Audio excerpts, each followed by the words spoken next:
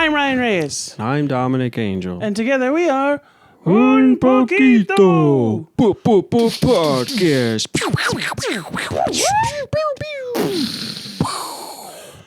Un Poquito Podcast, exploring Latino culture little by little. Hell yeah, dog. Oh, one thing I will say I do want to plug is follow us on Discord if you want to get like real-time updates, because we're most active on our Discord. So if you want to know what's going on behind the scenes, or if you want to talk to us or find friends, wouldn't that be nice? Wouldn't that be a wonderful thing? Get out once in a while. Yeah. Just turn into a mother. Yeah.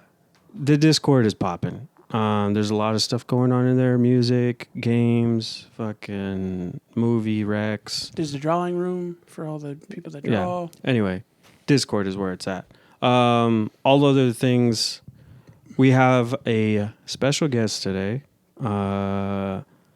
Somebody from the San Gabriel Valley comedy scene, an alum from a BPHS Brave. Yes, sir. Everybody, welcome. Doing the thing. Oh, I thought I was done with that shit. Not a BP, dude. Racism don't exist. Racism Everybody doesn't give it exist up in for Mario Rodriguez. Boop, boop, boop, boop. Ballpark. What's up? Thanks for having me, fellas. Hell yeah. Okay, Good so old real fashioned quick. fellas. Huh. Real quick, we went to high school. We went to the same high school. I didn't know you in You high went to school. you went to high school. I think he was in Anthony's school year. How old are you? I am 29. Okay, I so graduated you're in 2011. So you're a year after me. I'm a year after you. Yeah, you're I remember you 2011. vaguely in high school. Yeah. I don't really remember you in high school, but you were younger than us. I'm 2 years younger than you. Okay. So you hell would have yeah. been a junior when I was a freshman. What house were you guys in? House V, dog. House I B? don't fucking remember. Vulcans, Yeah, House B, homie. baby. House B, dude. I was like, this is classism. They're separate. We were in house Bussy, bro. All the homies in my house had bussies, dude.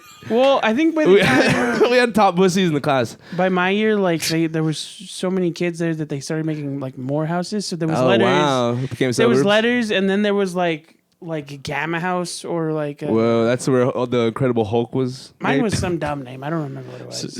So for what we're talking about, our school had small learning communities. Yeah. And so that way we would Yeah. you all have the same teachers throughout high school. Yeah. Yeah. And I got kicked out of like 3 different houses. So by my senior year, I had like a teacher from every house because they couldn't put me in the same houses anymore. Dog, they put you in Hufflepuff at the end. Yeah, of the dude. year. I was diverse. I was like studying abroad in different houses. You know what I mean? They're just mixing and matching my math teacher because I do feel like get kicked out of Hufflepuff math would all be- the Do time. you have the BP curse of every time you're at a Having sporting 3 event? kids or what? The VP curse of Statistic. what? Whenever you go to a sporting event and they play the national anthem, uh-huh. of like my hand Oh, jerks up a little bit and at the end to Braves? go Braves. Braves. Oh, all day. Me Yeah. and my family runs that shit too. Dude. Really? My mom and my dad went to BP, so yeah, we all fucking. shit. My dad played football there. My sister went to Sarah Vista like a nerd, like That a fucking fucking dork. nerd, like You a reminded dork, a me- straight dork. Yeah, you're a dork. They live and her husband now, her boyfriend that they met in high school. He also went to Sarah Vista, but they're like they're Sarah Vista locals, so it's cooler than just going to Sarah Vista. She committed, to the life. Right. But yeah, service is lame. You guys. I suck. remember when I had I'm just friends that decided that they were going to service. I was like, I'm never going to see you. I'll again. never see you again. You're on the other side of the whole city. Yeah. You're by the Target. When am I gonna go to the Target? I'm We not go gonna- to Walmart. We go to Walmart out Yeah. here. We go to Walmart and then we get A&Ws. A&W, fuck. Dude, A&W used to slap, bro. There used to be like a horny like cashier lady there that would always like make like weird sexual jokes to us when we go there because I went to Jones. So Yep. we'd go there after school and she'd always be like weird horny with us and we all like when she leave we'd all be like ha ha ha. You know what I mean? Like, oh my gosh, she's all horny. Meanwhile, you guys were escaping sexual we assault. we're edging with sexual assault. We're getting edged. This old Spanish woman. Jeez Louise. God, I love BP, dude. I spent so much. I went to Citrus College, so I got kicked out of Citrus College. I'm banned from Citrus College. You're actually. banned from I'm Citrus banned. College? Yeah, I'm banned. Because I smoked. They caught me smoking weed on campus, and it's a federal. Community colleges are under federal, so it's still a Schedule I drugs according to federal law. So I had to go through this. They sent me like weed anonymous classes and shit. Like it was so whack, dude. Anyway, so I worked off Arrow in Glendora, and by the University of Laverne, I guess it's Laverne, and so all up and down like Route 66, Arrow Highway, all this whole area, dude. I would post up, get faded as hell, go to work, go to class. I would push my truck up, fucking. God, what street is that? Where Citrus Ave. Yeah. I feel like Weed Anonymous is anonymous on accident. Yeah, we just forget. Yeah, I feel like you're just too high to remember anybody's name. That's how you know the weed is good. If it's afterwards, you're like, where'd I get this shit? Dude? I don't even. The only names you remember are the people that like supply. Yeah. You show up to the meeting, everybody's just playing Smash Bros. Right. You don't say your last name because you can't remember it. I'm Mario, and where'd I park? Yeah. Whew, that was a lot. That was a lot of energy. It's a nostalgia. Sorry, fellas. thing. I get on a little roll here. You know what I mean? I have 3 coffees today. I'm ready to go. You know? Damn. You're on a caffeine kick right now, huh? Oh, I love caffeine, dude. I love all uppers. That's the issue. So now I just have to do coffee now. You know what I mean? All right. Yeah. Wait, so I feel like I have to properly introduce Mario because like we went to the same high school, but we didn't really meet until a few years ago. Yes. So like, when did you start doing comedy? I started doing comedy 5 years ago. Like I was 24. Oh, really? 24. That's when I started comedy too. When you were 20? No, I'm just When kidding. I I was yeah. 24. Yeah, well, I started in Burbank. Though. I went first place I started was Flappers. Oh, okay. I did those mics for a lot little of people bit. Start there. Yeah, it was like the first one you Googled. You know what I mean? It Right. popped up when you Googled, and then I would go to Silver Lake Lounge, and that's where I claim was like my home club. Oh shit. Silver Lake Lounge, that Sunday Damn, mic, so dude. that's why. Not Flappers. So you're not a chatterbox No. guy. Yeah, that's why I never did the Chatterbox because I never was in this area doing stand up. I didn't even know there was stand up out here. You know what I mean? Yeah, that's wild. Yeah, Because it's like a weird like hidden gem. It kind of a definitely thing is. Where like a lot of people that are rising, like have not started here, but developed at the Chatterbox, and at the same time, like in general, it's not the first place you think of, Yeah. or the first place you find when you start. Like even Yeah. I started at Ice House. that's so wild. Yeah, I sound sick. I just realized that. That's crazy because that means I thought you started like just a couple years ago, but you were already going. You were already a comic for a few years before you started going to Chatterbox. Yeah, I started going to Chatterbox right around like a 2018. year and a half in. So I was doing stand for about a year and a half in LA, and then I started going to Chatterbox. Can I ask? Yeah. Sorry, because No, I yeah. feel like you may have gone to Chatterbox for the same reason that I eventually went. Was just like you had friends there that like knew about the bar. Yeah. No. Well, that's why I went to the bar. Right. You know, I had a friend that they would like hook up in the parking lot, dude. We would go in that bar and just get hammered in the Yeah. bathroom and get hammered. If you guys know what I mean, that bar was the shit. Yeah. and I It never was the went there. place to go to like. Yeah, Like in it's also Covina, a it's like popular dive bar. it's a dive bar. Like that's the original reason I went. I got hammered on White Russians there one night. Random. I was like 22, just ordering White Russians at Chatterbox now is like crazy. They're putting yogurt in that. Yeah, fucking it's shit. just- Like I'm not trusting any milk at Chatterbox at any dive bar. Why are you getting White? I In was just- general, don't trust milk. I think I just seen The Big Lebowski, so I was like on one. You know what I mean? I was just like really vibing. before when I first got here, I was telling Josh like, oh yeah, we have a guest coming in as Mario, and he's like, I don't know who is that, and I was like, it's like if the dude was Mexican. The dude, I was fuck like, yeah. that's Mario. Dude, like the first time I ever did comedy was got paid to do comedy. It was in Portland, and it was at a bar, a Big Lebowski themed bar. oh really? Do you remember that place? Was it? It's like a real bar. It's like a bar, Or is and- it a pop up? No, it's a bar, and then like they had like this cool back room. But I remember I was like super hyped because I was like, oh shit, this is like Did just you Big go dress Lebowski's up thing. in like your cardigan and your? That's the norm fit, dude. Yeah, You know that's what I'm I saying. mean? Like, so you were just. I don't feel like I don't have cardigan swag.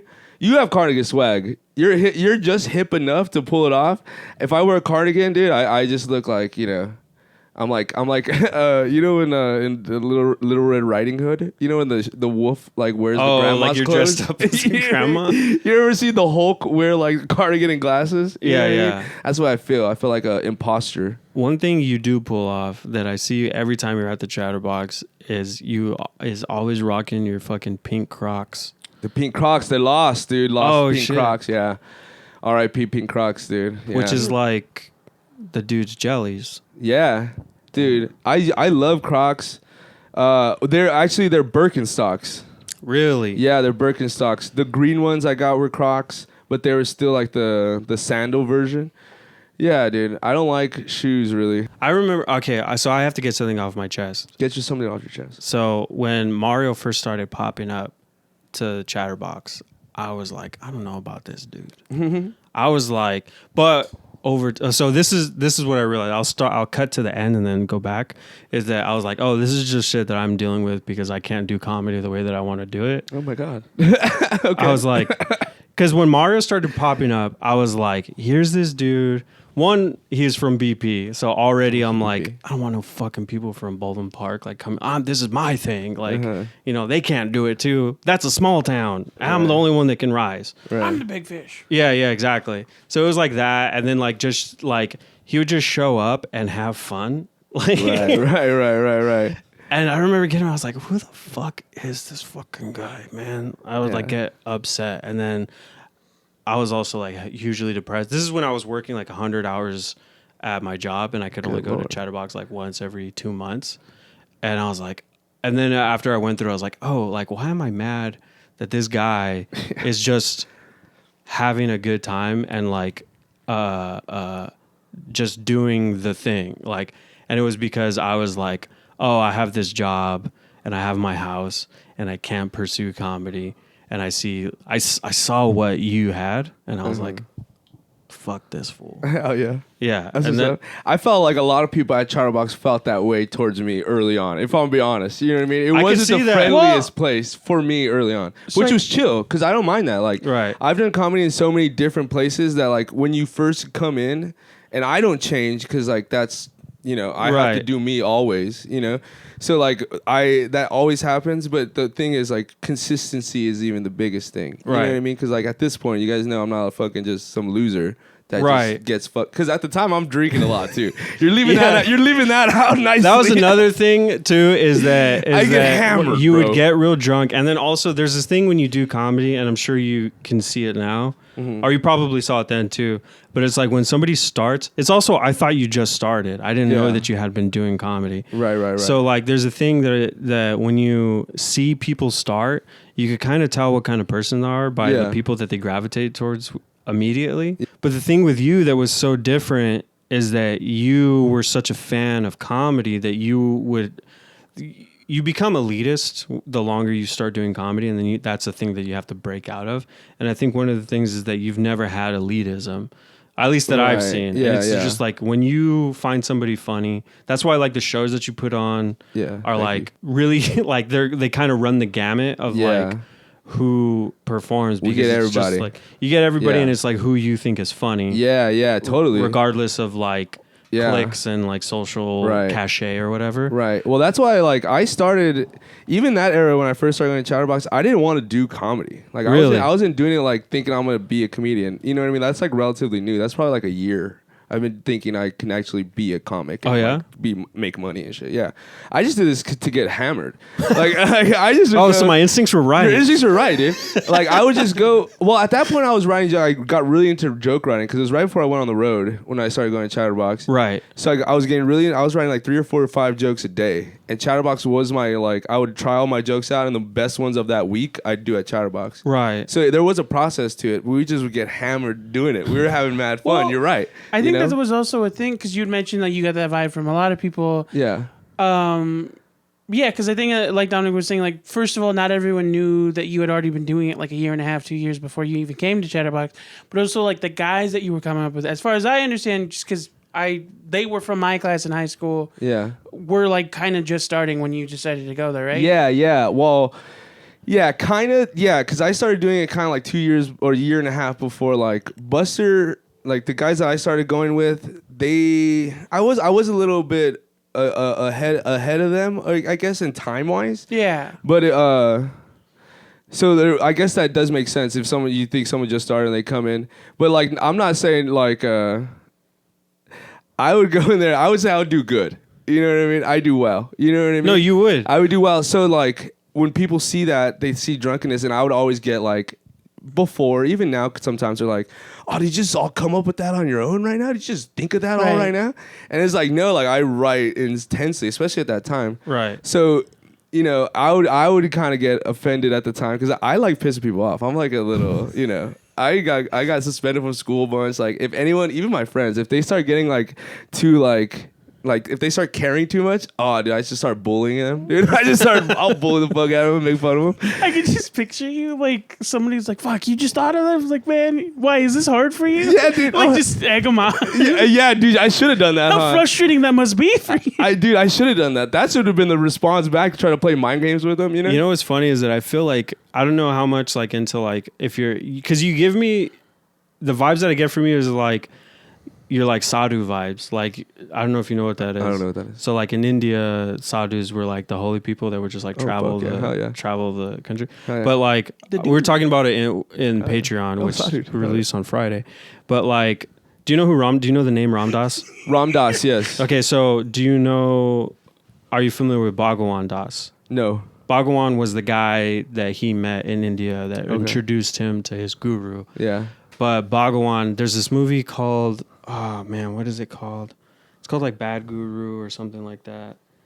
But essentially it's like Bhagwan is a representative of like chaos, like and teaching people how to deal with chaos. Yeah, absolutely. Well, if you've been our Idiots United shows, they are kind of notoriously hard to do.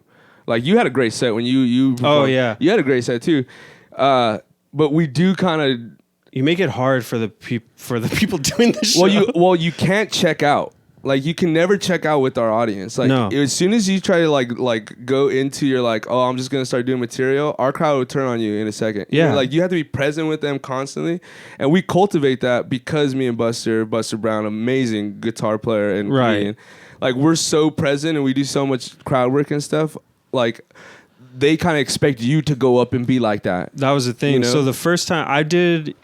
It was Idiots United back when it was at what was the place in Silver Lake? Silver Lake Lounge. It was at Silver Lake Lounge. That was the first right? place ever, yeah. So I did it there, and I kind of got the vibes after. I did okay. I did good the first time I did that one, but then the last one I did at Accidental Chaos.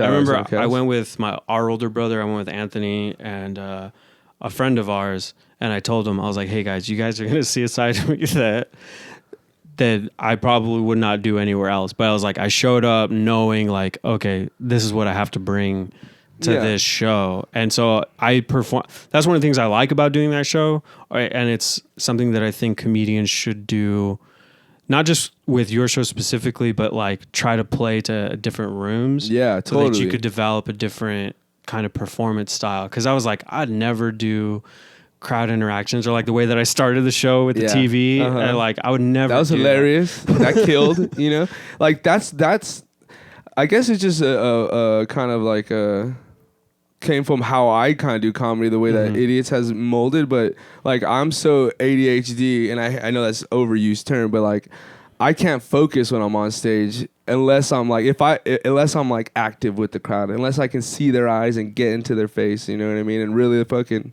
feel something with them, you know what I mean? Because, you know, I love joke writers and joke telling, but sometimes when I personally go into joke stuff, I feel like there is like like I'm trying to swindle the crowd instead of participate with the crowd.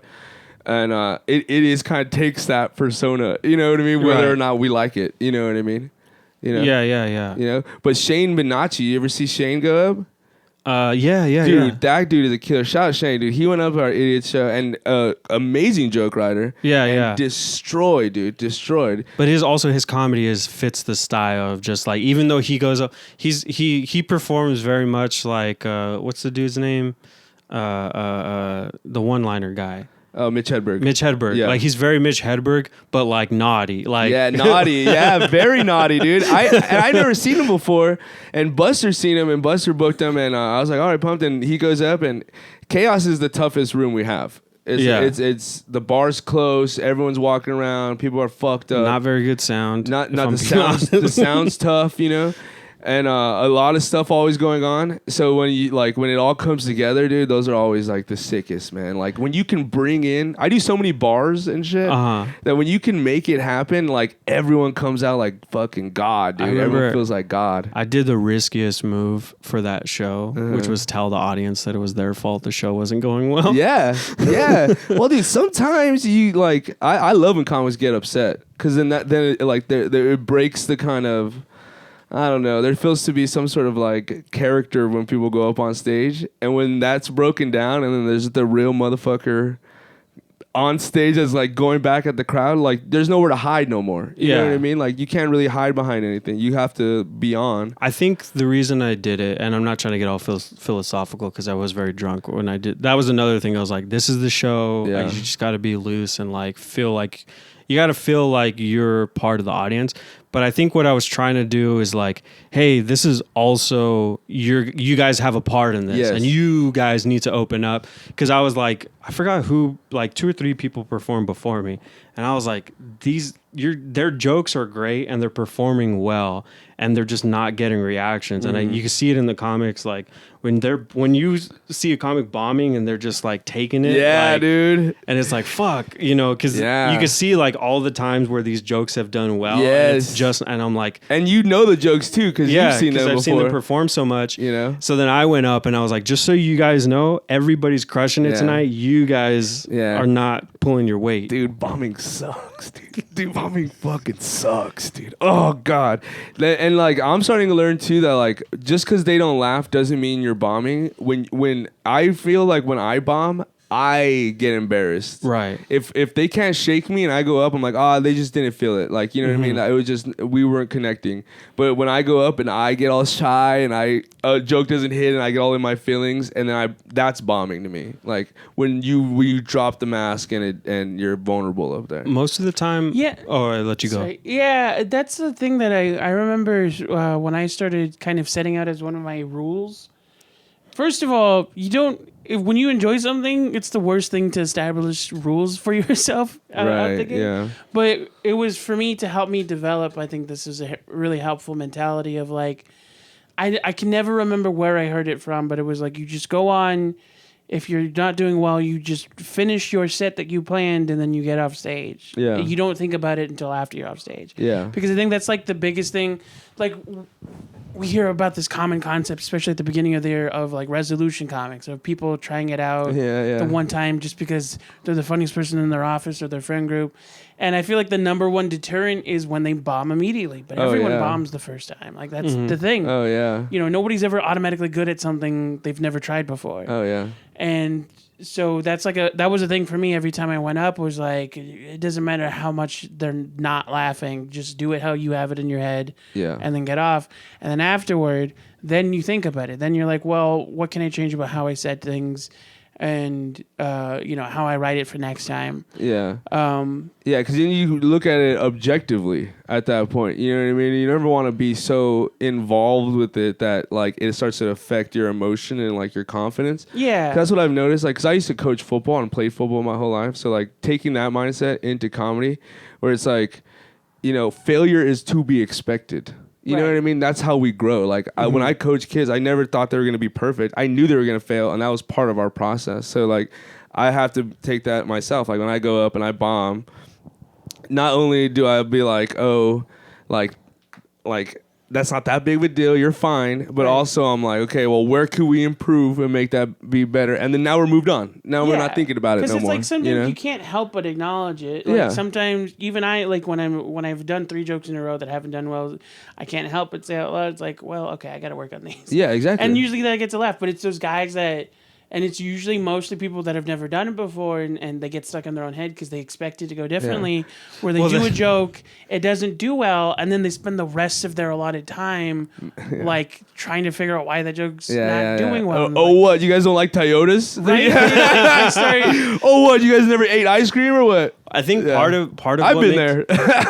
Part of what makes bombing so personal is that to write to write jokes, part of the writing process is saying it in your head, imagining you saying it on stage and it crushing. Yes. Like you have this like audience in your head that's like ha ha ha ha, Yeah. like loving everything, and like the way that you're saying it in your head is perfect. Like you're a fucking Def Comedy Jam. Like yeah. Totally. So I think that's why when you don't get the reaction that you put in your head, you take it a lot more personally. Totally. That actually they hate you.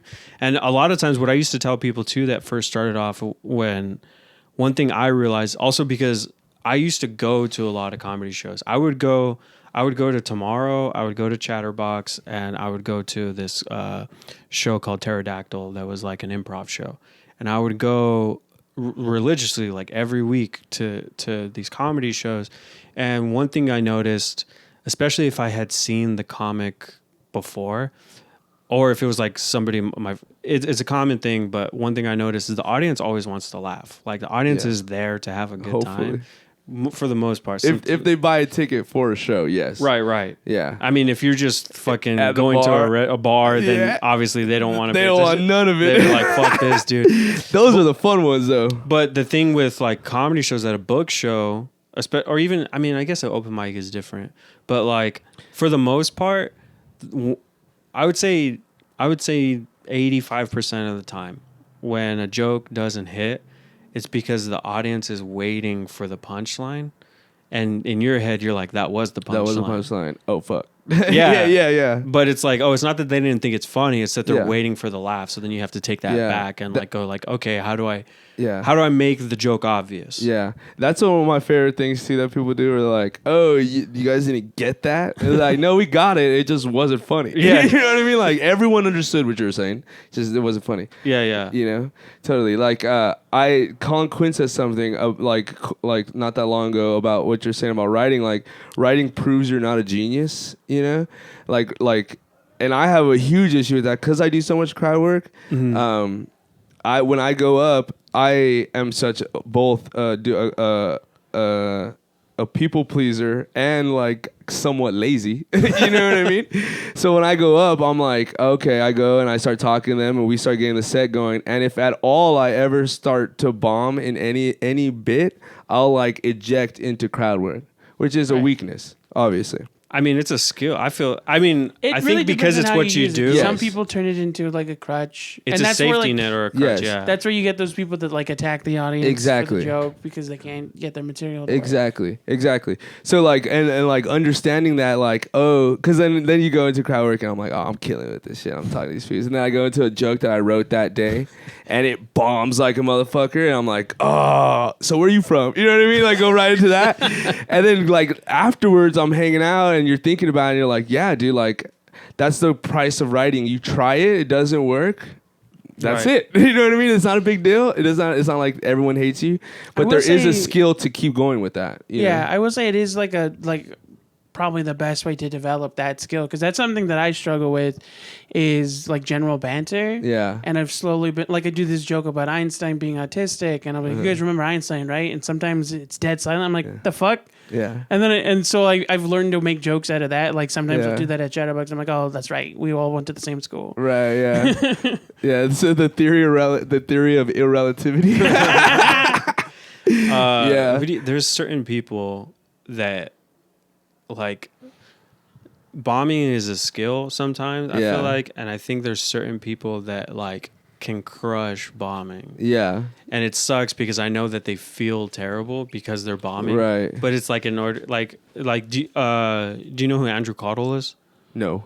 He goes to the Chatterbox sometimes. He's like an East Side comic. Okay. But he's just one of these guys where he'll go up and like tell a joke. It doesn't do well, but then he'll make a comment about how it's not doing well, and it feels like it's like the crowd work thing where it's like him just talking about how bad he's doing is the funny thing that's happening, and he's getting them to laugh. So then he's like, okay, I won them over, and then he'll tell his next joke, and it doesn't do well, and he's like, I'm gonna kill myself after this. But it's just like it's the whole experience is just like really like he's one of the best people at bombing, and he probably won't like hearing me say that because like he does, his material does do well, but it's just like he can handle bombing so well and still keep the crowd. Yeah. It's like it's like those boxers that are really good at taking a punch. Right, Exactly. You're really good at like surviving the fight. Yeah. Well, they can't knock you out. You know what I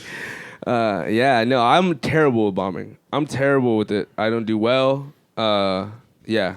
If there's not laughs every fucking 5 to 10 seconds, I'm losing my mind up there. That's crazy you're able to do that, though. I'm not a comic that does that. Like, my jokes is like, a lot of my best jokes are like super long setup. And then that's the thing that hurts the most is like, you're banking on this huge laugh. Yeah. Like a huge reaction. Yeah. Which I often get, but then when it doesn't, it's just like, okay, now you just wasted 30 seconds. Yeah. Like, oh, dude, I'd go insane.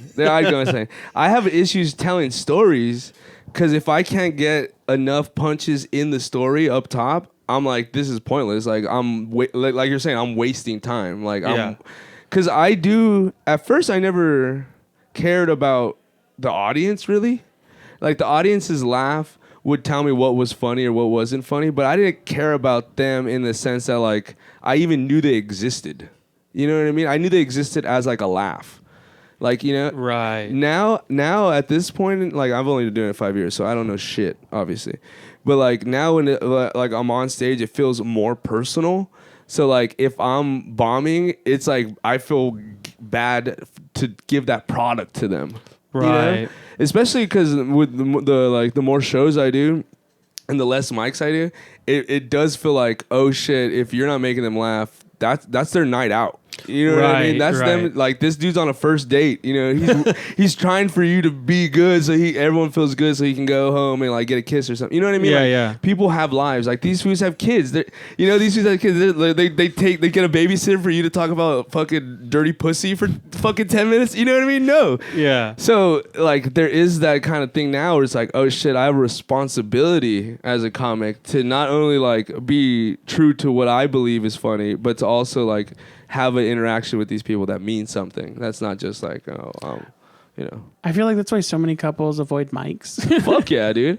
Dude, don't go to open mic on a date, dude. If your date takes you to an open mic, dump them right that's there. red flag number one. That's him being like, wanting flag you to tell him to go up. Maybe you should go up. He's like, oh, I was going to say red flag number 2 is if he's out of nowhere gets up on stage. Yeah, exactly. Dude, if you go to open mic, you subconsciously want to do it. Right. No one just goes to open mics for fun. That's how I started doing comedy. Is I was going to Chatterbox to have fun. Yeah, and then you're like, I think I can do this. Well, so this is the story. Is like my brother Anthony was like, you should come to the open mic to hang out. So he was kind of telling me you should do comedy. And so I started going, and I was going for like a month straight. And then, but I was going specifically to the open mic and the book show, but the open mic. And then Steve was like, so are you ever going to go up, or do you just like comedy? And I was just like, yeah, I don't know. I'm thinking about it. I'm writing stuff out. And then Steve goes, look, you just got to do it. He's like, just give it a shot. He's like, you're going to suck the first time. So just get over that. Like, you're going to do bad, but you're either going to hate it and you'll never do it again, or you'll love it and it'll ruin your life. And then so the next week I did it, and then 4 years later I sold my house. So I can pursue comedy. Boom. I always said that was like the funniest sentiment. It was like the worst thing that can happen is you love it. No, totally. Yeah, it was like that Marvelous Miss Maisel that's thing. That's like everything though, if you really think about it. Like when you really find something that you love, you will devote your life to it. And that is scary and like terrifying. So no matter what it's going to be, when you make that commitment to that thing, you're like, fuck. I just fucked everything up. It's also, it sucks because it's like, I think the fear is that like people don't respect this as like an art form or as like a life, like like a career, I guess. Like creativity is not like respected unless you're like the top 1% of it. So like that's the fear too, is like, you're probably going to ruin your life trying to be creative because like people think that you don't deserve to live like a normal life. Like, and that's cool. I think people shouldn't like comedy. I think people should think that comics are stupid and dumb, because that's what makes us good. If everyone loved comics, then we wouldn't be comics. We wouldn't be poking fun at anything. There would be nothing for us to go at. You know push what I up mean? against, Just To be push up. motivational speakers. Yeah, exactly. We would That's just what happened to Kyle Cease. yeah, like, dude, that happened low key to Carlin, dude. You know what I mean? Like Carlin just became like a public speaker, not even like a comic. You know what I mean? I like when people don't like comedy, because when you get those people, like doing a bar show, you go into this place, no one's there for comedy. You're like, hey, we're gonna start comedy in 10 minutes, and they're like, the fuck you are? You know, I'm playing pool. You know what I mean? Dude, how many shows have you been to? I was performing at Young Goat. No, it was Young Goats at Iron Bark. And Okay. I don't know if you ever did that one. But it's at a cider brewery, a cider house. I Fuck don't know. yeah. So I'm waiting near the entrance because it's like I'm behind the crowd waiting. I'm about to get called up. And literally seconds before I'm going to get called up, Josh is introducing me. And a couple walks in and I hear the guy go, "Oh, it's comedy night." And then he's like, "Dominic Angel." And so it's like I had to go with that energy as soon as I hit the stage. Oh, yeah. Yeah. So it's like, I get it. People will fucking... That happened last night, dude. I did a show last night at this, like, I told you guys about like the Magic Meows festival or whatever. And these like girls hate comedy more than anybody. You know, these girls walked in and they're like, comedy. And I'm like literally like 2 up, and I was like, yeah, like that's the right reaction. You know what I mean? Because that's why when you do it good, everyone's like, whoa, because it's hard. This is not easy to go up there and be funny and be cool and not be weird and not be creepy. Like, one thing I used to do before, because I couldn't get booked on shows, so I would do punk shows. Oh, hell yeah. So like, because I was like, I didn't come up in the DIY scene, but I was a participant in the DIY scene. And so I would like, when I started doing comedy, I started asking like my music friends, like, hey, can I do 5 minutes? Like in between while bands are setting up. Yeah. And like, they were my friends. So they're like, hell yeah, dude, I would love that. Like you do it. And then you go up and like, the same thing, like there's people will say like there's something about having a band play before a comedy show that's really cool, but having a comedian do a set before a music performance is the worst. It's the worst. Like people are afraid, and I've had that experience too, where people will come up to me after it and they're like, "Oh my god, thank you! I'm so glad you were good because I was so nervous." Like, yeah, it can go bad. Comedy can go bad. Do you what's your experience like coming up as like a brown comic in LA? Okay. Or just in general. Right. Well, I didn't know. See, I'm kind of developing a bit right now too, kind of about kind of this. Like the first time I ever met like a real Jewish person, I was like 23. Mm-hmm. You know what I mean? The first time I ever really met like a white dude, I was like 19. 18, 19. Right. You know what I mean? So I didn't really know anybody. So like in LA, I didn't think of myself as Mexican really. Yeah. You know what I mean? So when I would do mics, I never thought of myself as a Mexican comic. Right. I was just a comic, you know?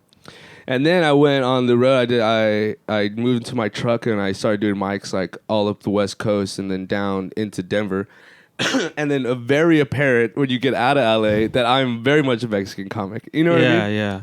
Like the identity shifts with the kind of the environment you're in, obviously. You know, code switching, all these kind of things I've always talked about, you know? So like early on, I didn't really think of myself as like a super Mexican comic. I remember this one time at the Ice House, I would go there and bomb, dude. I'd go there and die. And it was like historically a room full of like white dudes. Right. You know what I mean? And I didn't really consciously know that, but there was like I had an inkling of it. You know, well, it's called Ice House. You know that they don't want Mexicans there. Yeah, exactly. This is where they live. This is where Ice goes to bed. This is their house. So yeah. So I remember going up and you know when you first start, again, I'm going up, not that I didn't take comedy seriously. I didn't think it was going to be a career. I liked writing jokes and I liked performing. And I took that serious. Right. But I wasn't like I would have any sort of connections with these people. So I would go up there and be like, white people suck. Waifus suck. Y'all are gay. You know what I mean? Just straight up. And then like I remember having one of those sets where I'm like talking shit. The only person laughing I remember was Alice Hamilton. She's like in the front row right here. She's like chuckling at me, just being arrogant to these white dudes. Right. And then I get off stage, and this next comic coming up after just happens to be a Mexican dude. I won't say who it is. And all his jokes are about how his like he's Mexican and his sister has a child, and that they should be deported. Like all of them were like stereotypical Mexican jokes, and the crowd was dying laughing. These white dudes were loving these jokes, and I remember sitting there after that being like, I will never do that.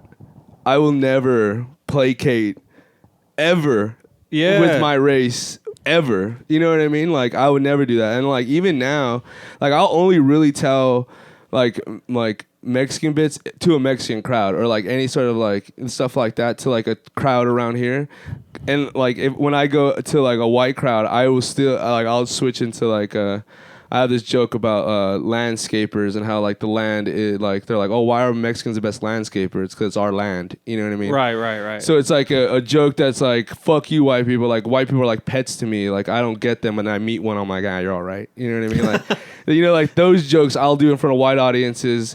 A Mexican joke that I'll do in front of a brown audience would be like, you know, if chubby girls are tortas, then it's my chubby Ana tortilla. You know what I mean? Like that was that joke specifically. The first time I heard it, I was like, this fool's get it. Like I was like, fuck. Yeah, I love joke writing, bro. I love writing a wordplay joke. I just love crowd work more. It's just more fun for me. Well, that was the thing that I did. I wanted to say earlier was. I think it was a conversation I remember having with someone. It wasn't Dominic. It might have been Ricky. Where it's like, I think the thing that's frustrating everyone about like when you were coming up at Chatterbox was like that you don't understand just how good you are at this yet. Oh, thank you. Yeah. That's what Frank used to tell me that all the time. Like once I get serious, it'll be good. But like I think that keeps me loose. Just like earlier, you know what I mean? Like anything that has ever happened, it's because I've always seen this as like fun. Right. It's never have gotten. It's barely getting into business, which is already kind of starting to feel weird. Right. But I even come driving here, I was like, dude, like I just watched the first half of the Niner game with my dad. You know what I mean? And I was just like, oh man, I wish I could see the second half. But I was like, nah, I'm gonna go hang out with the boys. I'm gonna go have fun. Like, what? You know what I mean? I'm not gonna go like, oh man, someone wants me on their podcast. It's so fucking annoying. Like, no, like, you know. I see this meme the other day that was like, and I love inspirational memes. I don't know what it is, bro. Like if I see a frog with hope, I'm done, dude. I swear. So like, I see this meme that was like. It was like where you are now, like you would have dreamt of to be there like before. You know what I mean? Right. You know what I mean? Like a year ago, you would have loved to be where you are right now, so be grateful pretty much is what it's saying. And like that is 100% true. Like a year ago, I felt like no one knew who the fuck anything. Like everyone hated me. No one like, even Chatterbox, you know, like, and certain mics, like they couldn't be nice, but they couldn't also be mean because I would do well. You know what I mean? It was like that dynamic. Yeah. So like a year ago now, having like everyone like is pretty nice to me now. And it's like cool. You know, it's like, oh, sick. Hell yeah. You know, so there's, you know, I just always want to bring that energy to, you know, everything I do. Do you think that like that now coming back, I guess, from like going on the road and stuff, because I had a very similar feeling of like, we've talked about it before, it's like you don't inherently like, I walk around like I'm a Mexican, like like, you know, like, but then when you have that experience of like being in a white space or like being around like, does that affect like how you carry yourself now coming back? Yeah, well, it got me really like pumped to be Mexican. Yeah. It got me really pumped to be brown and be proud and be like, and knowing my history too. So like one thing, I love history. Right. So like going on the road, I was driving up the West Coast. So I was trying to learn like about like the history of like Northern California, history of how California and the West Coast even became America. Like how like the Treaty of Guadalupe Hidalgo, that whole like the Mexican Revolution, like the annexation of the West, the building of the railroads, like how that all kind of coincided to who I am now. Because like you can hear my voice, I don't really have the like, I can't speak Spanish. One, right? You know, I have no real bilingual skill, and essentially that has cut me off of my culture because I've never really had like an in-depth relationship with my grandparents. So that's like splitting up generations, assimilation. My dad was in the military. My mom loves the New England Patriots and America. They love 4th of July. They go off for that shit.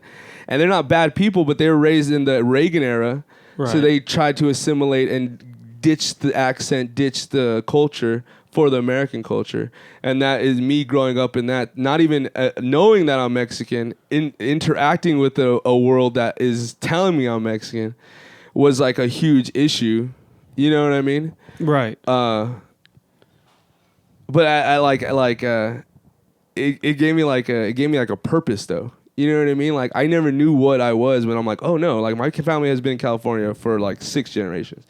My mom is from New Mexico. They were in New Mexico for like 5 generations. Like my people are more here than any of these people. You know what I mean? Like the landscaping joke is like so real because I used to do that in Texas. I would do that in Denver, and like like these Mexican foods would get so pumped that they couldn't articulate that, and it was articulated in a joke. And like that sensation is crazy. So, you know, like I would never have been able to do that if it wasn't for like me being raised almost like anti-Mexican. Yeah, you know no, what I feel that I wouldn't say that we were necessarily raised anti-Mexican, but because my mom did try to teach us like history and stuff, we were kind of like, when I was a kid, we went back and forth from like actively trying to learn Spanish, but then like having a chip on our shoulder about like, I don't know, why should I have to learn Spanish? Right. You know, like, Miracle. and like, yeah. Well, I mean, I wouldn't say that. Well, it wasn't even. It's not even. It's not even about the idea of America. It's the idea of the like, what is regular in the society. Mm-hmm. You know what I mean? Anytime anything differs from wherever that is, the people that are on the outskirts of what isn't considered regular are going to feel some type of way. Either you're going to feel insecure or you're going to feel like empowered and like emboldened. Yeah, you know what I mean? yeah. Like, so that's where terrorists come from. You know what I mean? Some people get insecure. Some people are like, I'm going to go blow those foods up. You know what I mean? Like, that, Right. like that is the dynamic that like discrimination causes. And especially like our kind of discrimination, which is settler colonialism. Like, it's not like our experience is unique to like the Black American experience because they're not from this continent. Right. So that's like a whole different thing that they were brought over as literal property. Yeah. So that's a whole different thing. Like we were here already, and then Right. we were we encountered white people pretty much, the West. Well, it's also the other interesting because there were native slaves, but they were just like, to an extent, not. They didn't suffer more, but they suffered differently. Where it was a thing of like they were just dismissive of those slaves in general. Yeah. Well, they weren't seen as slaves. They were seen as like, I guess, like pests. Like Yeah. to the land. It's like they treated them the same way as they would like aphids. Like.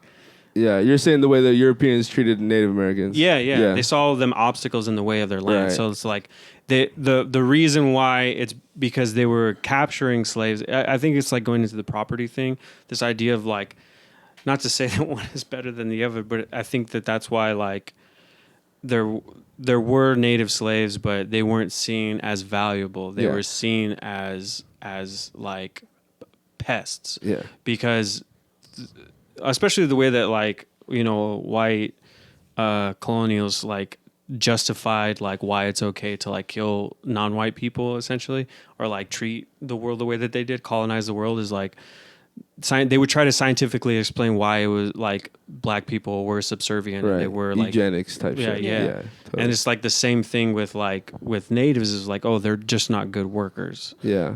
And like they're too like formidable or whatever. Like like they weren't subservient enough. Yeah. And that's why like just on that note. Yeah, no, totally. Like, yeah, totally. I mean, and it's not like the Mexican state is any better, Right? No, you know what I mean. Like, national government is always going to lean authoritarian. Doesn't matter what it is. Like, so like any sort of colonial force, no matter who it is, any sort of national government that attacks like the native people is always going to be the issue. You know what I mean? Like I feel like people forget that. Like people are like, oh yeah, fuck America, fuck like England and fuck Spain. And it's like, well, when anyone has a chance in any sort of organized government, it always leans authoritarian. And you can even say that about like liberal governments. You know what I mean? Like every sort of conglomerative government turns into some sort of authoritarian, which makes sense. How are you going to rule a bunch of people? You know what I mean? everything needs to be in tiny little communities, dude. Yeah, small communities. That's the thing. Yeah. See, this is why we brought Mario on. You guys thought we were just going to be talking about getting stoned and doing drugs all the time, and I'm like, this fool. Yeah. I remember this fool did. Yeah, this fool did 5 minutes on Howard Zinn one time. Yeah, dude. Zinn's my boy, dude. Zinn is what I read on the road on the trip. Oh, really? So like, I was reading the People's History of America and then Open Veins of Latin America. Yep. At the same time, like watch dueling. So then you learn about like the founding of America, but also founding of like just the international trade of goods, which included slaves. Right. In South America, in Brazil particularly, like the founding of fucking Chile, which like it was like founded to like cut off the interior from the coast because there was these huge fucking manure fields on the coast that were gonna get exported back to Europe. So they created Chile to cut off the interior. I think it's like the dude they just had like a revolution, but like Uruguay or Paraguay, one of those, they cut them off from the fucking coast.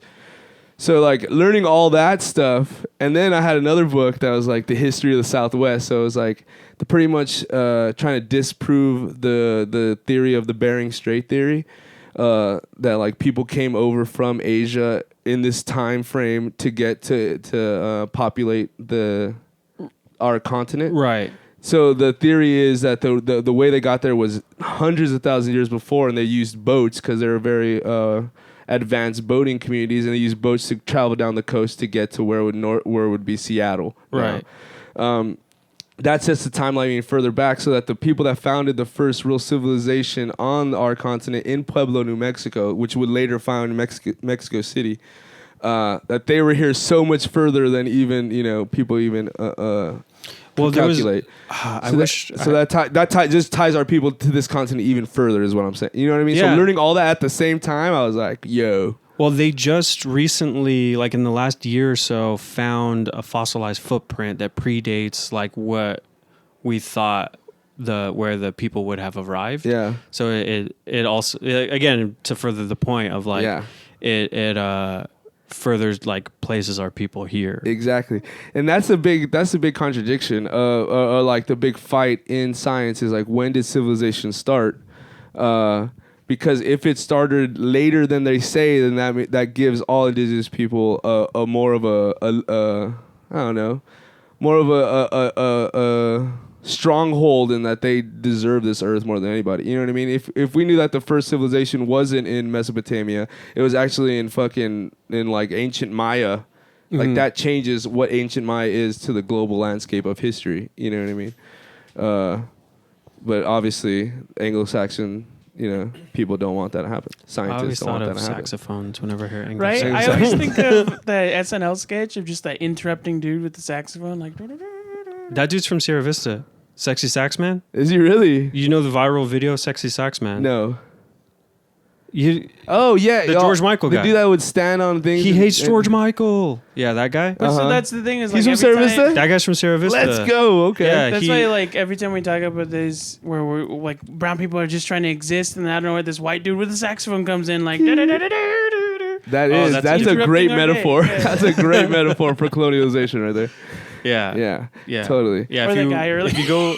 If you go back and watch the Sexy Sax Man video, you'll like, it's at Citrus College, it's at the Westfield. It is at Citrus College. I remember that. It's at the Plaza. Like it's at the Azusa laundromat. Like, whoa, that's sick. Laundromat. Shout out laundromat. I love doing laundry, dude. Oh, I love laundromats and doing laundry all day. I don't know why they remind me. I never attended Citrus, but I did almost get like arrested by the campus police. No way, dude. They're gnarly. I would take their oranges. Oh, hard. Yeah, there's fuck like those foods. Dude. It's on Citrus. It's the whole. This is their name, Citrus. Yeah, Come like on. this is one of the places that used to be orange groves, as far as the eye could see. Which is another crazy history. The campus is surrounded by orange trees, and so I would just like. There's a bus stop that I had to take on the way to work, so I would just like fill my backpack. Yeah, dude. I feel like we're gonna have to have Mario back and actually talk about history. Yeah, anytime. Like we'll have like we'll have people actually ask questions. That would be sweet. I love discussing history.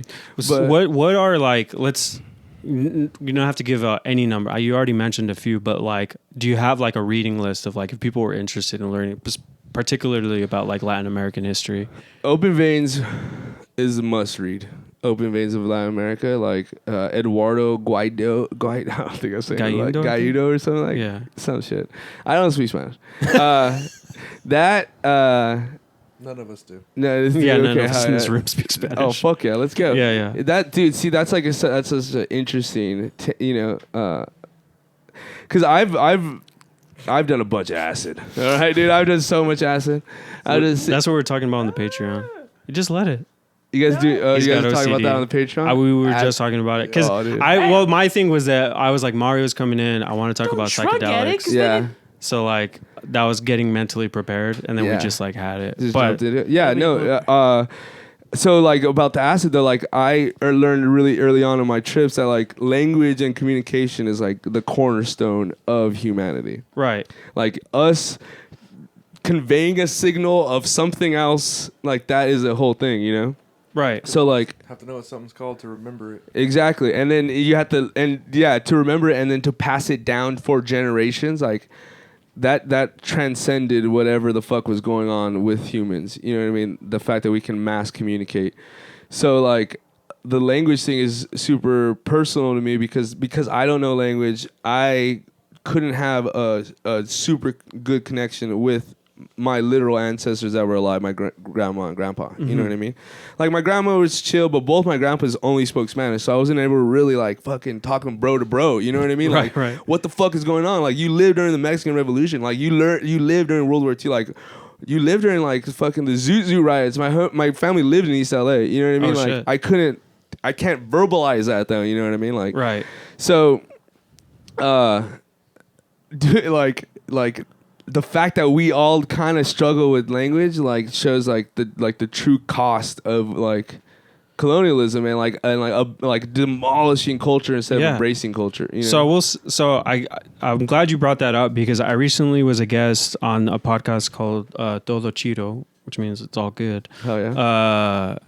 But check it out. It's already aired. But so they made a clip out of me talking about like how I'm no sabo and like I don't understand the language. And, you know, they cut it to promote it and it's a good clip. But the thing is, whenever you bring up this conversation about Latinos that don't speak Spanish, they always like get it. Like what I was talking about in the clip was that I started to feel like it was a moral responsibility that I was failing at. And like, I'm glad you brought up what you said because that's kind of what I was trying to articulate was that the issue isn't like people. I talked about how my grandparents didn't want us to speak Spanish because they didn't want us to be discriminated against. They want us to have an accent. So they're like, no, they have to, in order to succeed, they have to speak English. And so like people are like, now instead of being just mad at me that I don't speak Spanish, they're talking shit about my grandparents. Right. How they're failing. And it's like, do you not understand how like there's two sides of just like, they're not combating each other. They're both trying to survive. Survival. Some people went this way to survive, and some people were able to survive in a different way. Yeah. But it's all about surviving, and the issue is colonialism, white supremacy. Yeah. On top of that, Spanish language is a colonizer language. We all know this. It's very colonizer. But that's exactly the point. It was done out of survival. Like this is the issue that I think is also to piggyback. So I've always had the most pushback from people not thinking I speak Spanish from white Latinos. Dude. Okay? So like when we were kids, they told us not to speak Spanish, not have accents because we're brown foos. Yeah. And we're walking around. White Latinos, people think they're white and they're like, no, I'm Mexican. Look at me speak Spanish. So there's like this whole this fight from between because colorism still exists in our community. Yeah. You know what I mean? Like, I literally, when I was a kid, our pool, I love my cousins, but they're like white Latino foods from Mexico. Right. And we would have to swim in our pool during the summer with a tarp over that motherfucker because their parents didn't want them to get dark. But they would make fun of me for not speaking Spanish. No, that's 100%. Like, I feel like that's a universal experience with darker Latinos is that yeah, dude, first of all, when you start to deconstruct and understand that Latino is it's a colonizer term. Absolutely. And the thing is that what I think people are starting to understand or didn't understand before was that in the United States, being Latino could get you othered, right? Because just by virtue of like speaking Spanish or having an accent or whatever, or like dressing up, traditionally or whatever, making it apparent that you're Mexican or Latino. So you get othered in the United States. And that's what I think a lot of like white Latinos hold on to. Oh, yeah. Of like having Mexican pride in the United States. Oh, yeah. Where no one's more proud than a white Latino. Yeah. No one's more proud than a white Latino. White Latinos get down, bro. But if you went to Mexico, it's like, dog, you're white. Like You're if white. we went to Mexico, like I might be considered more European, Yeah. more white. Absolutely. Yeah. It's what is crazy is like when I was younger, it's a weird thing. I remember one time because my legs are super white, dude. Like, Just Yeah, bright red you don't socks. even show the legs. And Yeah. socks all over. yeah, my legs are super white. But But you like the socks. but the thing is, I remember one time I was like taking a shower and I was looking at my toes, and then I like looked in the mirror and I was like, I'm biracial. Like, Oh my god! I was like, oh, what the fuck? I just got mixed. I didn't know Yeah. you get mixed. Because that's the thing is like Mexico pushes La Raza, which is like we're a universal, we're one race, like we're one people, and Yeah. it not to get into like the indigenous erasure and Afro Latino erasure, but like. Yeah, that's a thing is like that it was pushed on all of us to be like, we're one people, we're Mexican. Mexican is a race. Yeah. And then, I remember being in school, being a kid, and like having like friends that were like white Latino, they spoke Spanish, and they would have brown pride shirts on. And I'm squinting like as hard as I fucking can to see any fucking melanin in their skin. Like, oh yeah. To be like, how are we the same? Oh yeah. Kind Totally. of a thing. You ever met? Sorry, you No, know no. what it reminds me of? That movie Benchwarmers. When have you seen the movie Benchwarmers? Okay, good. Because I don't think you made a face like, huh? I'm just wondering Great where the film. connection is. Great film. Where the guy with the bowl cut. I believe that history No, should be the other one. pre-benchwarmers and post-benchwarmers. Absolutely. It reminds me of Benchers because of that scene where he takes the bat and he's like, I ticked it. And the kid's like, you're still out. Like, Yeah. that's what it is. Where it's like, being white Latino. it's like, you're white. He's like, but I'm from Mexico. You're still white. Yeah. Well, that's the thing. Like presenting white, presenting certain ways. Like we could say, like someone literally just told me this because I called them white, and they're like, like all white, all like light skinned people aren't white, and I'm like, no. You literally are. Like that is literally what white means. Is your light skin. Like if you walk into a room, you present white. Whatever you are, like that's a whole separate issue. You know what I mean? Like that's a whole separate issue. So like I hung out with like this Argentinian woman the other day, and she was like so pro, Latin culture, and then she looked like a white girl, like you would walk down the street, and like Right. that's not her fault. Clearly, Right. that's not anyone's fault. Like, and that's cool that she's pro this, but like. I look at it as like a brown food that's always been called white because I don't speak Spanish, like in like a weird situation. Yeah. Now. You know what I mean? Where now she's like, oh, why don't you speak Spanish? You're brown as fuck. You know what Why do mean? I have Like, to defend? I know you're brown. you're That's what brown they as say. fuck. You're Like, brown as fuck. what the Look fuck? at you. What do you mean you don't speak Spanish? It's like, Yeah. no, dude. And Because I even using the word Latino like or Latin at all, like I don't even identify with that. I would identify closer with like Chicano history and Chicano Right. ideology. Because it encapsulates the Southwest. It encapsulates something that's domestic to this continent. And I love cholo foods. Cholos are the shit, dude. Cholo literally means mixed race back in the history, like when like the Spaniards came. Cholos were the kids of like Spanish and indigenous people. They called them cholos, like mixed. So like literally cholos foods are mixed Mexicans and American culture. Like they literally recreated themselves again. So like cholo history and culture and the fact that they like gang together and created something out of oppression is beautiful. You know what I mean? Like the government tried to murder these foods, and they're like, I don't give a shit. I'm gonna be fucking 45 with an Impala. You know, I'm gonna have all my homies with Impalas. Go to the Hat. You know what I mean? Go to the Hat. We're gonna go to the Hat. We're gonna kick it, and that is resistance. That's rebellion. That's beautiful. You know what I mean? The Oh, first yeah. thing I thought of was that dude from Blood and Blood Out, the one that goes to jail.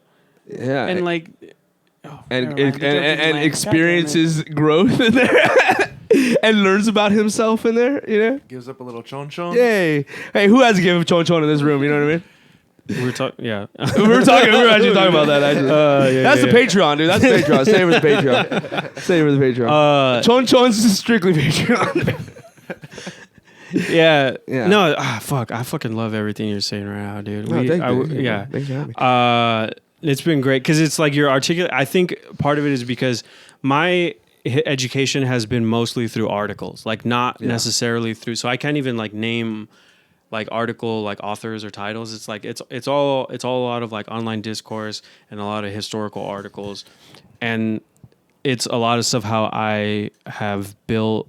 I've like sifted through that and like built my own like ideologies around that. Yeah. And so like I've read books, like I still have to finish fucking Open Veins, but it's such a good fucking book. It's just so man. dense. And it's dense and it's sad, dude. Yeah. It's like these books are hard. Like that's why like some educational history books are like tough to read. They're big words. They're so fucking lame. I started reading The Pedagogy of the Oppressed. Have you read that? No. Dude, it's a good read, but it is super dense. It's more for It's too much. It's academia. It's academia. It's for And I don't like academia. yeah. I will go on record, fuck academia. Fuck any sort of institutionalized knowledge, you know, like not like you cannot do that to knowledge. Like not that we should like dismiss academia. Well, that but was they the should thing. have their place. I had an issue with the book for the same reasons where Yeah. I was like, I feel like this is not accessible for Yes. people that it's intended for. It's more for like scholars and Absolutely. like, and stuff. And that replicates itself in art too. Mm-hmm. Like art is classist. Like sometimes when I see stand up or even like I used to write like poetry and like short stories and stuff and like fiction and stuff. Renaissance, man. Yeah, that's what I was doing before stand up. Like I always wanted to write stuff and do stuff for my friends. Like what would my friends if I would write a poem book, well, I want my homies to be able to read this. Like when we were kids, like at least I'll speak from my own experience, like that shit was like nerd stuff, like poetry, like that was gay as hell, dude. You know what I mean? Yeah. And like making it acceptable and not like European and white to these people. And like all that means is highlighting brown and black artists, showing kids at a young age that like, hey, you can do this too. This isn't like something that only like people named Hillary do. You know what I mean? Like Yeah. you can do these things. Didn't I forget his name? Friend of the podcast, Chris Greenspan, has a podcast called SGV Weekly. Mm-hmm. Really good, check it out. But he interviewed a poet from Pomona who put out a poetry book, and I think did he become the poet laureate for Obama? Or I did hear about someone from this area doing some poetry. or shit. he read a poem at his inauguration or something. Maybe something like that. Yeah. But he was from Pomona, and it was Yeah. like a lot of the same thing where he's talking about how like he's writing for his community. Yeah, because it's like speaking of like academia, like, and if you go even historically, the way the Bible was like rolled out, the rollout of the Bible, the way the Bible was dropped, only certain people knew how to read. So even like books from That's Martin Luther. The books from the jump have been classist. Education from the jump has been classist. You know, so like we also have to, as people that are like, I don't know, talk about this stuff, like acknowledge that academia and the university system is also a white system. You know what I mean? Like it's not meant for poor people. It's not meant for brown people. You know what I mean? Well, that's one of the things that's also like relevant, or what's the word? It's shown in statistics where from a statistical standpoint, America has the highest level of access to information and research, but the lowest level of communal access to that. Like, Yes. we have the best Ivy League schools, but the worst. But like, no one goes public there. School. Yeah. Like, oh yeah. Like the high end's dope, but the low end is the worst. it's Right. like Yeah. it's like those fuck. Well, it's like how Bernie It's like Sanders. those drugstores that keep the lighters like in a glass case. Yeah. You have to like ask the dude, and the Right. dude doesn't have the key, so he has to get his manager. Nobody Right. has the key to the glass case. Right. All but the we best see lighters, see the lighters there. You know what I mean? And then they get mad when you break the glass. That's the real. Damn. That's the real issue, though. That's the real thing. Like you're told this whole thing constantly, and then one time someone's like, "The fuck, I'm getting these lighters," and then they're like, "Fucking villain." You know what I mean? It's like, nah, dude. No one has a key. because like I not to ever like condone violence ever or anything like that, but I understand people's frustration, especially like because we grew up post 9/11, Right. in the Iraq and Afghanistan war, which I didn't know what the fuck even that meant as a kid. So I'm like, why are we at war with these fools? And then like growing up, you're like, oh, these fools hate us. This is crazy. And then you grow up and be like, oh no, these fools have seen their uncles and dads and grandparents murdered in front of them for generations. I'd throw a rock at someone too. You know what I mean? I'd like, you know, not be happy about these views, you know? So, that's what happened in Baltimore in the Baltimore riots Right. a few years back, where like, and one thing I wish if you have a chance, Google like the Baltimore riots and the interviews post like the day after the riots, because it was so cool to see. There was news people that were asking so many, like they were just like asking people on the street, and what they're hoping for is somebody who doesn't know what they're talking about. Right. They're hoping for somebody that's going to make the rioters look bad, or like somebody that's just going to like be against. And essentially what everybody was saying in every interview you see is like, they're saying like, look, I don't believe in violence and I don't condone the destruction of the property, but if you I understand where these kids are coming. I understand where these people are coming from, where like they're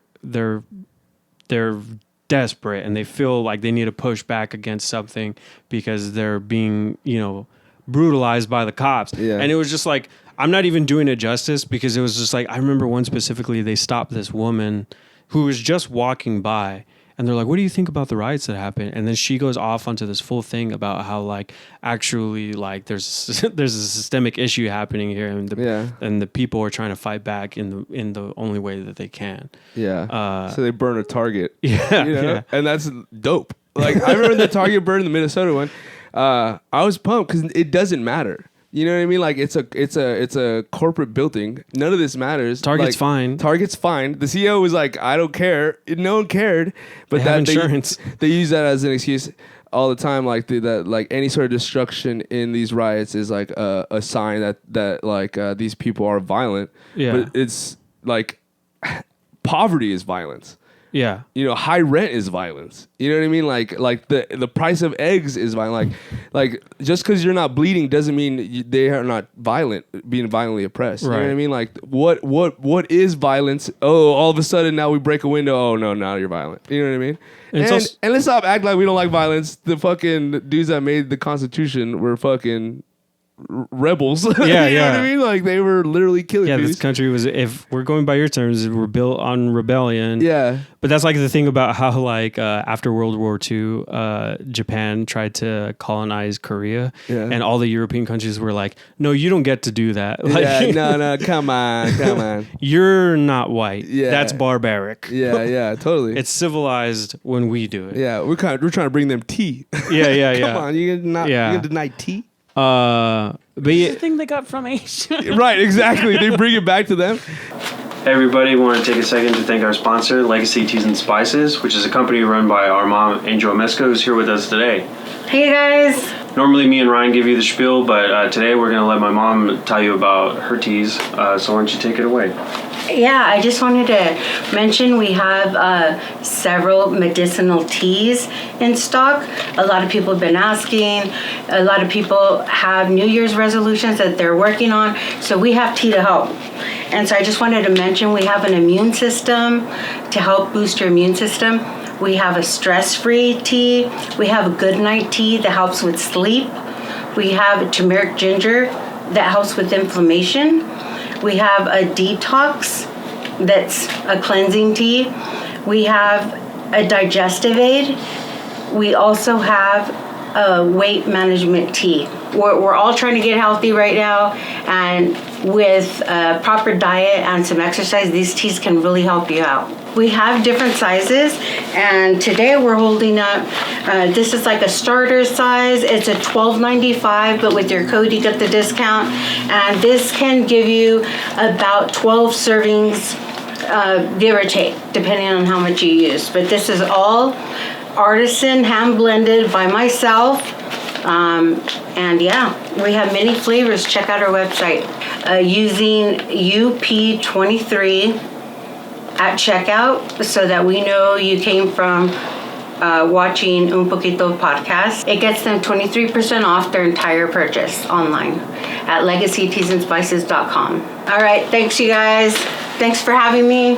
Thanks you guys. This idea of like, about like how academia and how things are built on like white supremacy, because when they started doing integration, then it was like, okay, well, we're going to do a private school then, because like we're able to do that. And that's how it feels, is like whenever things get accessed, I mean, it's 2 steps away from fucking Tulsa, Oklahoma, like, but it's like that's the it's not just that like corporations or people on top are selfish and they just need to see more and more numbers. That's definitely like a very monkey brain thing. Yeah. But also I feel like inflation goes up like literally just to price people out of things, of like access to education, access to housing and stuff like that. Like it's like, well, if more people are able to do it, then we got to raise the prices. Right. I mean, and even if that isn't like a cognizant thing, like the correlation of it happening is the issue anyways. You know what I mean? Even if they're not doing it on purpose, if that is the result, then it has to be addressed. Yeah, I don't think there's like people in a dark room like yeah.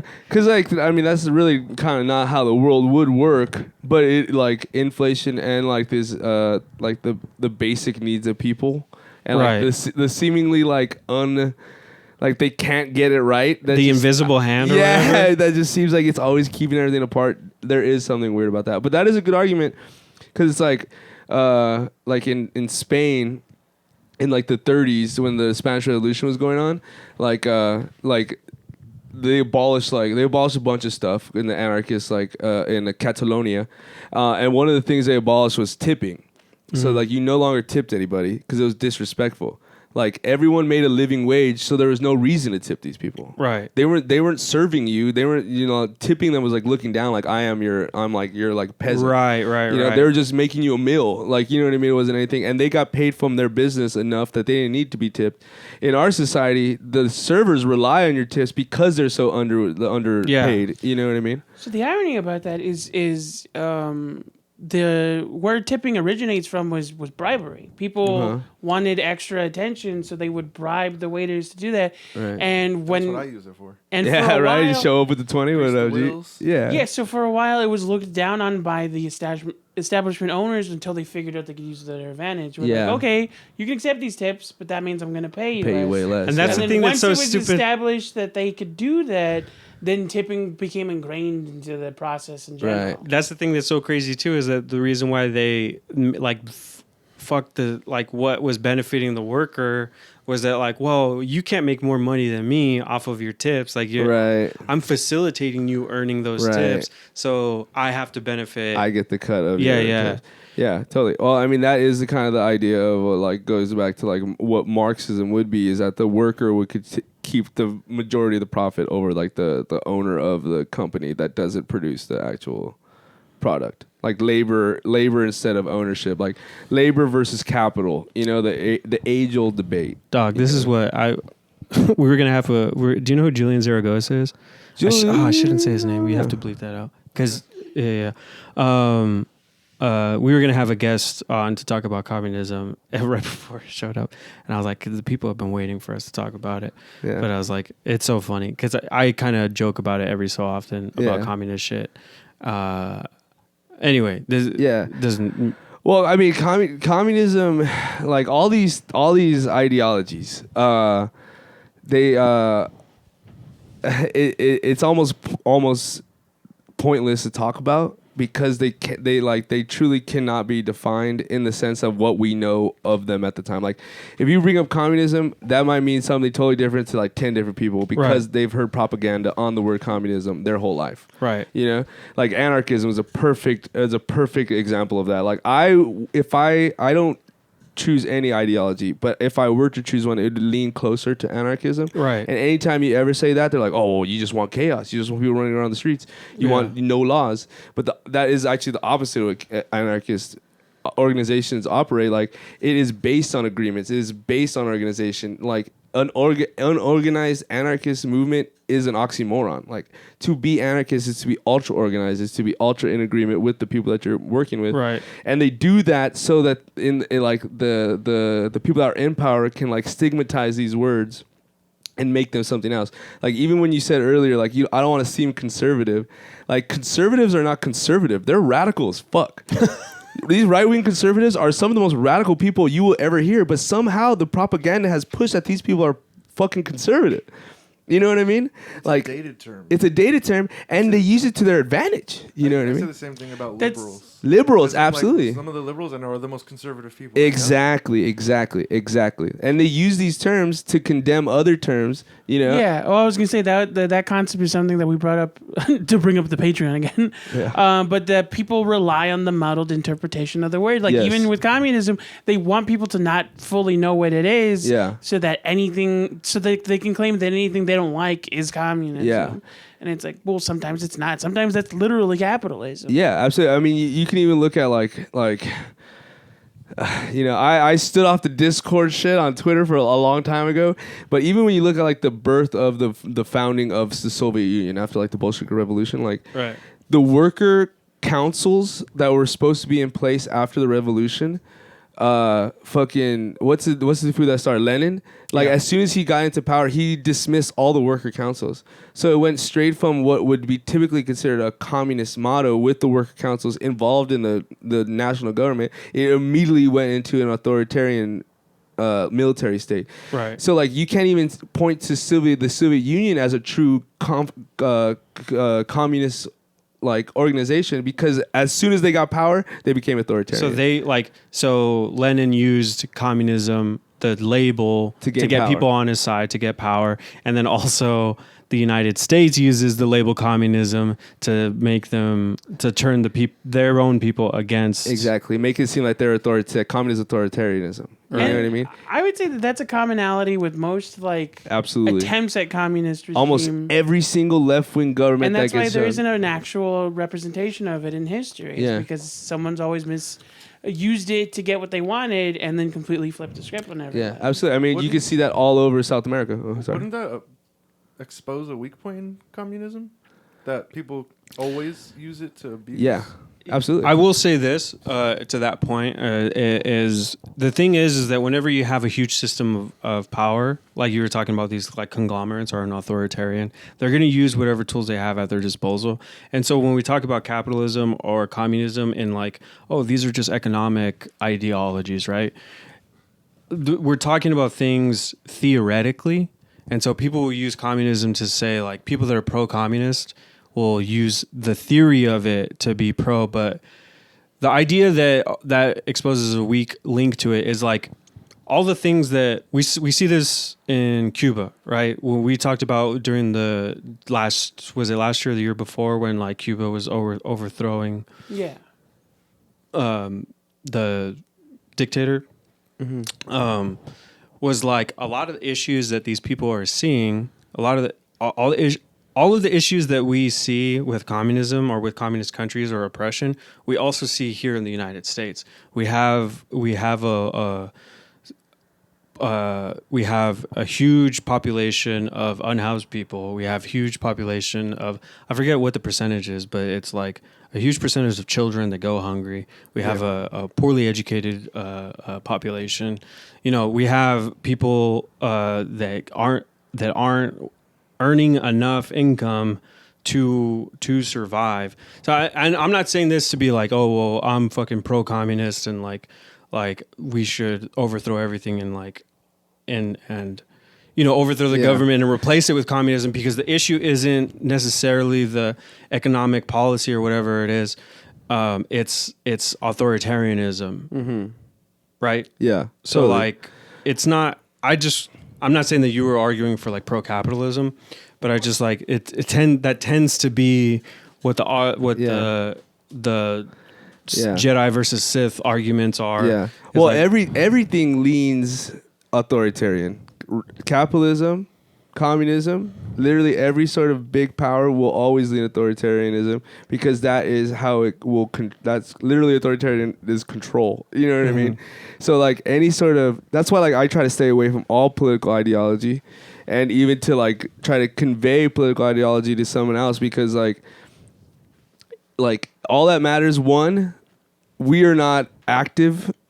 Like theory and like real political action is always funny to me. You know what I mean? Everyone loves sitting on Twitter and talking about theory and talking about their favorite theorists and their favorite theory, and everyone loves to do it.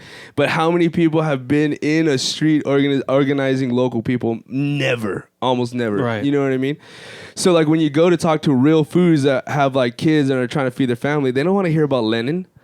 You know what I mean? They don't give a fuck. They're just like about lentils. yeah. They're like, do you see the price on lentils? The hell are you talking about? You know? So like when we do these things, like this is fun for us who have read books, but when it really comes into practice, these are people's lives, and all that matters is who owns property and who makes a profit off that property. Right. You know? So like. The big scale, once it gets into theories around there, like, oh no, they're communists or this and that. What are they doing with the property, and what are they doing with the profits made off the property? Right. That is the basic bottom line of all theory. You know, like this is the stuff that happens like in like the higher echelons of, if we're talking about Soviet Union again, like Lenin met with the workers, and then once he established power, cut the workers out. And you see this in South America with puppet leaders that the U.S. and the CIA prop up. You know what I mean? That undercut like workers, but they might not even go into like right wing dictatorship. They might even stay kind of center left, and it might benefit the people. That's what some people don't talk about a lot too, and this might make a lot of people mad too. That like some authoritarian dictatorships, the people aren't suffering. You know what I mean? Like, just because the West thinks that like everyone should be voting, everyone should be quote unquote free, or whatever we think is free. Like Iraq was doing fine before we invaded them. You know what I mean? Like, right. There's a lot of stuff where people will go to like communist, quote unquote. Yeah. Right. What? Don't they have like a lot of like misogynist things going on? Oh, yeah. So that's a something thing. that also There we go. relates to- There we go. There's so many like rabbit holes to go. with this, but Absolutely. one thing I want to say is like it's a thing we brought up before with Ricky a couple episodes ago, but it's like that wasn't always there. Like that was a thing that's only existed since the 40s. Before that, it was like, or not even the 40s, like the 60s. Before that, it was like a very normal, like they would allow people to wear like swimsuits and bikinis and be very sociable, and it was like. Not to say normal, but it was like congruent with where everyone else in the world was at the time. Yeah, and everyone treats women like shit. Let's be honest. Like everyone fucking hates women for whatever reason. I believe I read this like Black Marxist book. Where it's like a feminist take on Marxism, which like production isn't products, it's people. Right. So like the true factory worker is the woman and the person that should be in control of it, just like the factory worker that controls the profits of their labor. The woman controls the whole process of childbirth and the raising of that child. So it's literally like a Marxist take on a matriarchal society and fronting the woman because she is literally the production of the people. So I totally agree with that, but I was speaking mostly economically. Like the reason why some of these like places get overthrown is because they want to keep resources in house, Right. And whether that's done through a communist or authoritarian government or not, keeping your resources to yourself will always be anti-American. Like America will not let that happen. You know what I mean? America wants like it's crazy because like conservatives, the label, like they're like America first, like we should be taking care of ourselves, like anti-immigration and stuff. But America is the first country to like they'll overthrow a government. We talked about it with Che last year, or last week, is like how like America will overthrow a government to keep prices down on a banana. Like, I also just wanted to clarify from what we were speaking about a second ago. I wasn't saying that misogyny like didn't exist before like the era of military police, but that the military police is a concept that hasn't been like part of their history the whole time. And it was going to what you were saying, whereas like it was something that was introduced relatively recently as a form of controlling the people, and it was after a time when they thought that they were being like liberated. Yeah. Yeah. Yeah. There's.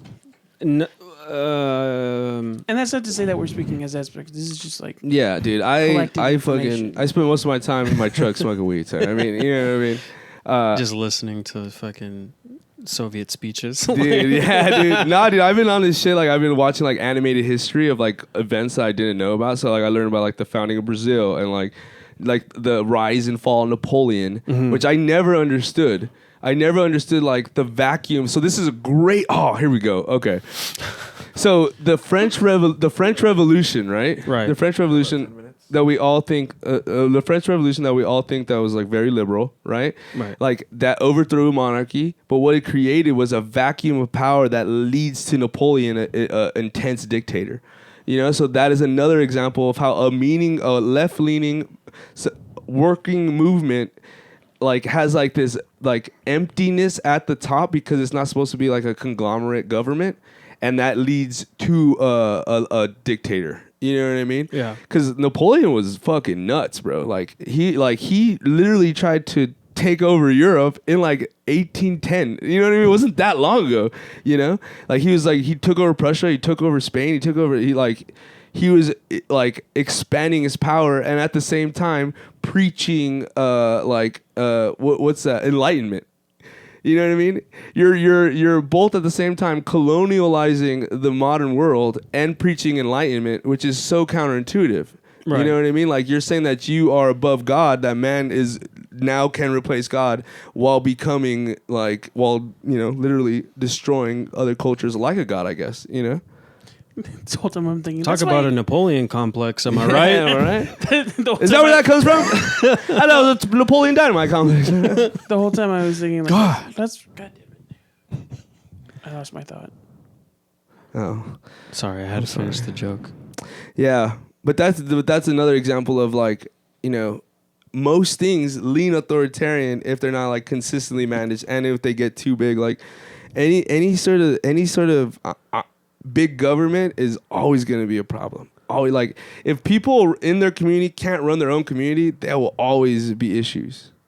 That's what policing is about. Fools that don't live in the city go and arrest people in the city. You know what I mean? Like it's right. Even that very structure itself shows how like disconnected we are with the way society should be run. You know. Damn, we all need to start smoking more weed and living in trucks. Yeah, dude, join me on the road. Dude. We should all do a team acid, dude. Yeah, I mean, me and you would vibe hard, dude. I love this dude. John's killing it, dude. I agree with a lot of the stuff you're saying. Oh, hell yeah. Even down to like the anarchy stuff. Like, yeah. Until recently, I was very like, oh, I'm an anarchist. Right. You know, even though I got credit cards and shit. Right. Yeah, right. Of course, of course. Well, you gotta survive in well, that's the capitalism. thing. Like, you're like that's the thing about anarchists too. Like, once you like start reading it, you're like, oh, I'm anarchist, but then it's like, oh shit, that's like the opposite of anarchy is to believe in anarchy in a sense. You know, I was like, I'm an actual anarchist. I believe in yes. no rules. Yes. So I'm free to use my credit card all I want. Right. Exactly. Because there's no stigma for me. There's nothing. There's no wrong. Yeah. Yeah. Totally. Like, if you want to read like a good like my favorite like anarchist, he's also at what do you call those? Not theologist. I don't know what he is, but the name's David Graeber. David Graeber. He wrote Boring Jobs or Pointless Jobs or Useless Jobs. I don't know if you guys remember that book. I never read it. I was about to say, how can you be an anarchist and a theologist? Yeah, well, he was like, he was, what do you call those dudes that study like the evolution and pretty much like that? Like, anthropologist? Anthropologist. Okay. He's an anthropologist. People and Yes. cultures and stuff? Yes, and he was like he died in 2020. Like, he was active as fuck. Like, he's the man, dude. So if you guys want to read a good anarchist, I would start David Graeber. He's the shit. If you watch his like YouTube, he does this YouTube with this other dude, and they talk about how the Enlightenment was taken from Native peoples and the research they were doing on Native peoples when they encountered them in the New World. They took a lot of their ideas of like liberty and freedom from Native peoples that they encountered in colonialization, took them back, remixed it European style, and bam, that's how Enlightenment started. Honestly, I think that a lot of that stuff does have a negative stigma from our side. Oh, yeah. Of like, I think there was a period of time, at least a little bit. I know they were pretty brutal, but like there was a bit of exchange. Yes. It wasn't just purely them coming over here and being like, no, here's Jesus and Yeah. smallpox. Absolutely. They talk about a guy who becomes like a diplomat to them, and he goes to France, he goes to Paris, he goes to London, and he talks to their thinkers about indigenous society and what they've been doing. And what they find out is that they think when they land in the New World that these fools are primitive.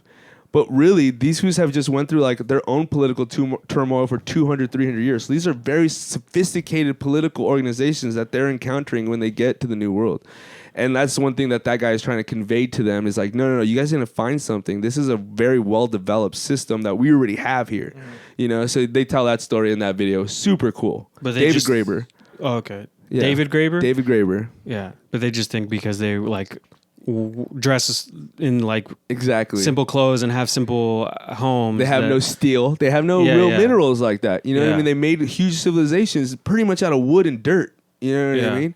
So they're encountering this, and they have their own like exactly Christian shit. They're like all these peasants, these fucking losers. But really, they have created through years of kingships and rebellions this really thriving equal society, egalitarian society that they will recreate in the Enlightenment. And that was crazy. Well, what's interesting about that too is about how like going back to authoritarianism is like a lot of people. I mean, a lot of indigenous peoples like rely on oral histories, but like there's things with like Nahua or Aztec.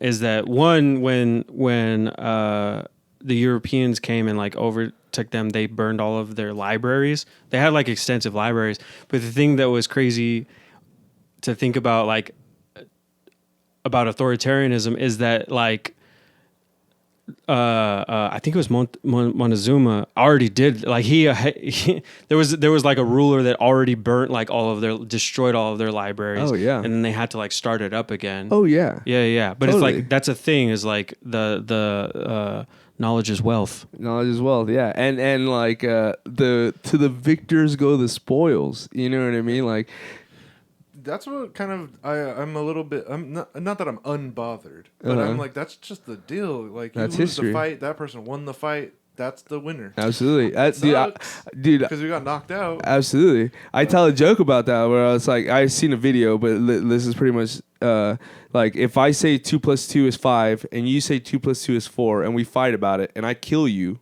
you're right, but you're dead. Right. You know what I mean? Yeah. You're right.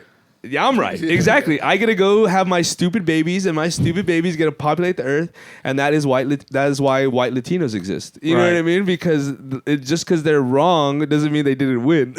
Yeah. You know what I mean? My thing. Here's the thing. My catchphrase. Yeah.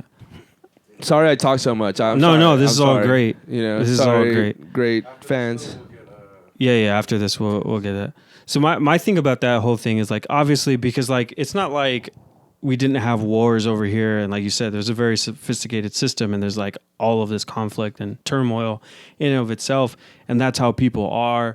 My issue is like, okay, we're here today, right? And we have this knowledge of history, so we can see the fruits of that and recognize that, like, hey, that's not cool, guys. Right. Like, maybe we should. No. Yeah.